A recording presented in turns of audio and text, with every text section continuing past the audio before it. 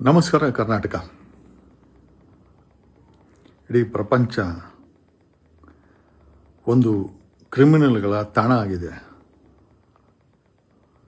ನಾನು ಕೆಲವು ದಿನಗಳ ಹಿಂದೆ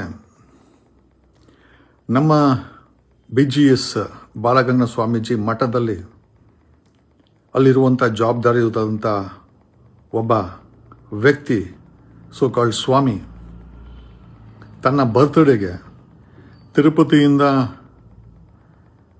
ಪೂಜೆ ಮಾಡೋರನ್ನ ಇವ್ರನ್ನ ಕರೆಸ್ಕೊಂಡು 2 ಕೋಟಿ ವೆಚ್ಚ ಮಾಡಿ ಹುಟ್ಟುಹಬ್ಬವನ್ನು ಆಚರಣೆ ಮಾಡಿದ ಬಗ್ಗೆ ನಾವು ವಿರೋಧವನ್ನು ವ್ಯಕ್ತಪಡಿಸಿದ್ವಿ, ಸಂವಿಧಾನಿಕವಾಗಿ ಪ್ರಶ್ನೆ ಮಾಡಿದ್ವಿ. ಇದು ತಪ್ಪಿದೆಯಾ? ಕನಿಷ್ಠ ಇಲ್ಲ ಅಂದರೂ ನನಗೆ ಅವರ ಬಗ್ಗೆ ಮಾತನಾಡಬಾರ್ದು ಅಂತ ಕನಿಷ್ಠ 1,000 ಕಾಲ್ಸ್ ಬಂದಿದೆ, ವಾಟ್ಸಪ್ ಮೆಸೇಜ್ ಬಂದಿದೆ, ಒತ್ತಡಗಳು ಬಂದಿದೆ. ನಾನು ಎಲ್ಲರಿಗೂ ಇದನ್ನೇ ಹೇಳಿದ್ದು, ಅದು ನಮ್ಮ ಮಠ, ಸಮುದಾಯದ ಮಠ, ಕರ್ನಾಟಕದ ಮಠ, ಸಾಮಾನ್ಯ ಜನರ ಮಠ ಅಂತ ಬಾಲಗಂಗನ ಸ್ವಾಮೀಜಿ ಹೇಳಿದ್ರು ಅಂತ ನಾನು ಪದೇ ಪದೇ ಹೇಳಿದ್ದೇನೆ. ಮಠದ ಪಾವಿತ್ರತೆ ಬಗ್ಗೆ ವಿಚಾರ ಬಂದಾಗ ನಾವು ಹಿಂದೆ ಮುಂದೆ ನೋಡದೆ ನಿಷ್ಠೂರವಾಗಿ ಪ್ರಶ್ನೆ ಮಾಡ್ತೀವಿ, ಹೋರಾಟ ಮಾಡ್ತೀವಿ, ಎಕ್ಸ್ಪೋಸ್ ಮಾಡ್ತೀವಿ. ಅದರಲ್ಲಿ ಯಾವುದೂ ಕೂಡ ಡೌಟ್ ಇರುವಂಥ ಅವಶ್ಯಕತೆ ಇಲ್ಲ. ನನಗೆ ಆ ನ್ಯೂಸರು ಈ ನ್ಯೂಸರು ಆ ದೊಡ್ಡ ಮನುಷ್ಯರು ಈ ದೊಡ್ಡ ಮನುಷ್ಯರ ಕೈಲಿ ಫೋನ್ ಹಾಕ್ಬಿಟ್ರೆ ನಾವು ಪ್ರಶ್ನೆ ಮಾಡೋದನ್ನ ಯಾವುದೇ ಕಾರಣಕ್ಕೂ ನಿಲ್ಲೋದಿಲ್ಲ. ಆ ರೀತಿ ಭಯ ಇದ್ದರೆ 2 ಕೋಟಿ ವೆಚ್ಚ ಮಾಡಿ ಬರ್ತ್ಡೇಗಳನ್ನು ಮಾಡಬಾರ್ದು, ಉಚ್ಚಾಟಗಳನ್ನು ಮೆರಿಬಾರ್ದು. ಮಠದ ಹಣ ಯಾವುದ್ಯಾವುದೋ ನ್ಯೂಸ್ ಚಾನೆಲ್ಗಳಿಗೆ, ಯಾವುದ್ಯಾವುದೋ ಆಂಕರ್ಗಳ ಜೇಬಿಗೆ, ಜೀವನಕ್ಕೆ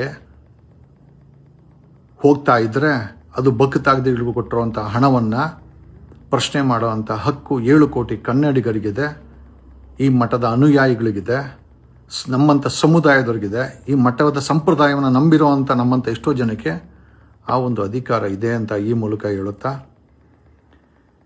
ಯಾರಿಗೂ ನಾವು ಬಗ್ಗಲ್ಲ, ಜಗ್ಗಲ್ಲ, ತಗ್ಗಲ್ಲ. ಓಕೆ, ತಪ್ಪು ಮಾಡಿದರೆ ಮಾತ್ರ ನೀವು ಭಯ ಬೀಳಬೇಕಾಗಿದೆ. ತಪ್ಪು ಮಾಡಿಲ್ಲ ಅಂತಂದರೆ ನೀವು ಕೂಡ ಮರು ಪ್ರಶ್ನೆನ ನಮ್ಗೆ ಹಾಕ್ಬೋದು. ಒಬ್ಬ ಸನ್ಯಾಸಿ ಅಂದವನು ಎಲ್ಲ ಆಸೆಗಳನ್ನು ಬಿಟ್ಟು ಬದುಕುವಂಥವನು ಅನ್ನೋದನ್ನು ದೊಡ್ಡವರು ನಮ್ಗೆ ಹೇಳಿದ್ದಾರೆ. ಒಬ್ಬ ಸನ್ಯಾಸಿ ಆದವನು 2 ಕೋಟಿ ವೆಚ್ಚದಲ್ಲಿ ಸಂಭ್ರಮಾಚರಣೆ ಮಾಡ್ಕೊಳ್ತಾನೆ, ಆತನ ಹುಟ್ಟದ ದಿನವನ್ನು ಆಚರಣೆ ಮಾಡ್ಕೊಳ್ತಾನೆ. ಆ ಮಠದ ಪೀಠಾಧಿಪತಿಯವರು ಮೌನವನ್ನು ವಹಿಸಿದ್ದಾರೆ. ಯಾಕೆ ಅಂತ ಪೀಠಾಧಿಪತಿಗಳು ಹೇಳಬೇಕಾಗಿತ್ತು. ಈ ಕರ್ನಾಟಕದಲ್ಲಿ ನನ್ನನ್ನು ಬಿಟ್ಟು ಸಾಕಷ್ಟು ಸಮುದಾಯದ ಜನರಿದ್ದಾರೆ. ಈ ಮಟ್ಟಕ್ಕೆ ದಾನ ಧರ್ಮ ಕೊಟ್ಟು ಬೆಳೆಸಿದಂಥ ಶ್ರೀಮಂತ ವ್ಯಕ್ತಿಗಳು, ಸಾಮಾನ್ಯ ಜನರಿದ್ದಾರೆ.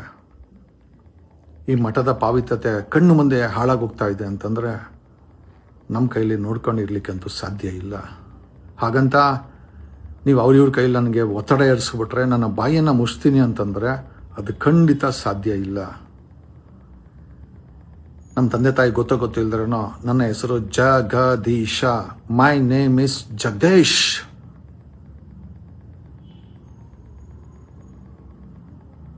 ನನ್ನ ಮೇಲೆ ಒತ್ತಡ ಹಾಕೋರಿಗೆ ನಾನು ಏನು ಉತ್ತರ ಕೊಡಬೇಕು ಕೊಟ್ಟಿದ್ದೀನಿ, ಏನು ಹೇಳಬೇಕೋ ಹೇಳಿದ್ದೀನಿ. ಯಾಕ್ರಿ ನಾವು ಬೇರೆಯವ್ರ ಥರ ಬಾಯಿ ಮುಚ್ಕೊಂಡು ಇವ್ರು ಮಾಡೋ ಅಕ್ರಮಗಳನ್ನು, ಅನಾಚಾರಗಳನ್ನು, ವೈಭೋಗಗಳನ್ನು, ಅನಾಗರಿಕ ನಡೆಯಗಳನ್ನು ಬಾಯಿ ಮುಚ್ಕೊಂಡಿರ್ಬೇಕಾ? ನಾವು ಪ್ರಶ್ನೆ ಮಾಡಿದ್ರೆ ನಾವು ವಿಲ್ಲನ್ನ, ನಾವು ಪ್ರಶ್ನೆ ಮಾಡಿದ್ರೆ ನಮ್ಮ ಮೇಲೆ ಒತ್ತಡ ಹಾಕೋದು. ಸ್ಕೆಚ್ಚು, ಓಯ್ ಸ್ಕೆಚ್ಚು ಯಾರಿಗೆ? ಮೊದಲ ಬಾರಿ ಅಲ್ಲ, ಸಾಲು ಪೊಲೀಸವ್ರನ್ನ ಮನೆಗೆ ಕಳಿಸಿದ್ದೀನಿ, ಸಸ್ಪೆಂಡ್ ಮಾಡಿಸಿದ್ದೀನಿ, ಜೈಲಿಗೆ ಕಳಿಸಿದ್ದೀನಿ. ನಮ್ಮ ಮೇಲೂ ಕೂಡ ಇಲ್ಲಿ ಸಲ್ಲದ ಆರೋಪಗಳನ್ನು, ಕೇಸುಗಳನ್ನು ಹಾಕರು, ಜೈಲಿಗೆ ಹಾಕರು. ಯಾವುದಕ್ಕೂ ತಲೆ ಕೆಡಿಸ್ಕೊಂಡಿಲ್ಲ. ಯಾಕಂದರೆ ನಾನು ಮಾತಾಡೋ ಸತ್ಯ ಆಗಿದ್ದರೆ ನಾನು ಭಯ ಬೀಳೋವಂಥ ಅವಶ್ಯಕತೆ ನನಗಿಲ್ಲ.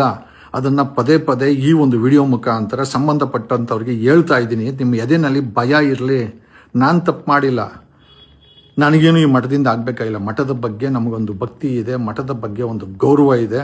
ಆ ಮಠದ ಪರಂಪರೆಯ ಬಗ್ಗೆ ನಮಗೂ ಕೂಡ ಆತ್ಮವಿಮರ್ಶನೆ ಆಗಿದೆ, ನಮಗೂ ಕೂಡ ಅಧಿಕಾರ ಇದೆ.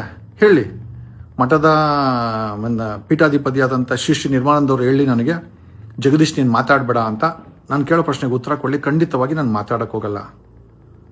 ಅಲ್ರಿ, ಒಬ್ಬ ಸನ್ಯಾಸಿಗೆ ಆತನ ಹುಟ್ಟು ಹಬ್ಬಕ್ಕೆ 2 ಕೋಟಿ ವೆಚ್ಚ ಆಗುತ್ತೆ ಅಂತಂದ್ರೆ ಎಷ್ಟೋ ಜನಕ್ಕೆ ತಿನ್ನಕ್ಕೆ ಊಟ ಇಲ್ಲ, ಮಲ್ಗಕ್ಕೆ ಜಾಗ ಇಲ್ಲ, ಮಕ್ಕಳ ಫೀಸ್ ಕಟ್ಟಿಲ್ಲ, EMI ಕಟ್ಟಿಲ್ಲ, ಜೀವನ ಅನ್ನೋದು ಊರು ಬಾಗ್ಲಾಗಿದೆ. ಅಂತ ಸಮಯದಲ್ಲಿ 2 ಕೋಟಿ ವೆಚ್ಚದಲ್ಲಿ ಪ್ರಶ್ನೆ ಮಾಡಿದ್ರೆ ಐ ಆಮ್ ವೆಲ್ ಅಂತ ಪಟ್ಟ ಕಟ್ಟೋ ನಿಮ್ಮಂಥ ಮನಸ್ಸುಗಳಿಗೆ, ನಿಮ್ಮಂಥ ಮನಸ್ಸಿನ ವಿಕೃತಿಗೆ ಎದೆ ತಟ್ಟಿ ಹೇಳುವೇನು? ನಾನು ಕೇಳ್ತಾ ಇರೋದು ಕರೆಕ್ಟಾಗಿದೆ. ನಾನು ಕೇಳ್ತಾ ಇರೋದು 7 ಕೋಟಿ ಕನ್ನಡಿಗರು, ಸಮುದಾಯದ ಜನರು ಕೇಳಬೇಕಾದಂಥ ಪ್ರಶ್ನೆನ ನಾನು ನೇರವಾಗಿ ಕೇಳ್ತಾ ಇದ್ದೀನಿ.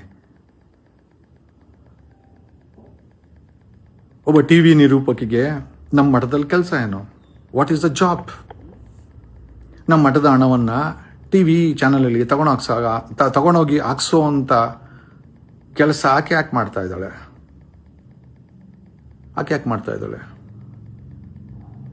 ಮಠದ ಸಂಪರ್ಕ ಬಂದಮೇಲೆ ಜೀವನದ